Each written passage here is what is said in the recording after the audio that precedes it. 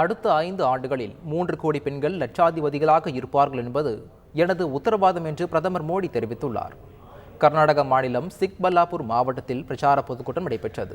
அதில் தேவகவுடா உள்ளிட்ட கூட்டணி கட்சி தலைவர்கள் பங்கேற்றனர். கூட்டத்தில் பேசிய பிரதமர் மோடி, சிக்பல்லாபூரில் கடந்த 10 ஆண்டுகளில் 25,000 வீடுகள் கட்டி கொடுக்கப்பட்டுள்ளதாக கூறினார். இனிவரும் காலத்தில் 3 கோடி வீடுகள் கட்டி தரப்படும் என்றும் உத்தரவாதம் அளித்தார். மீண்டும் பாஜக ஆட்சிக்கு வந்தால் முத்ரா கடன் திட்டம் 10 லட்சத்தில் இருந்து 20 லட்சம் ரூபாயாக அதிகரிக்கப்படும் என்றார்.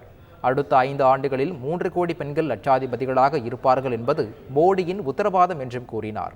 கர்நாடகாவில் உட்கட்டமைப்பில் கடந்த 10 ஆண்டுகளில் 25 தேசிய நெடுஞ்சாலைகள் 49ஆக அதிகரித்துள்ளதாக மோடி தெரிவித்தார்.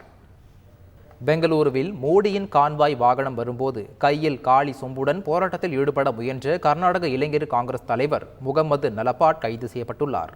பாஜக தேர்தல் பிரச்சார பொதுக்கூட்டத்தில் பங்கேற்பதற்காக சிக்பல்லாபூரில் இருந்து சாலை மார்க்கமாக பெங்களூரில் உள்ள அரண்மனை மைதானத்திற்கு பிரதமர் மோடி வந்து கொண்டிருந்தார்.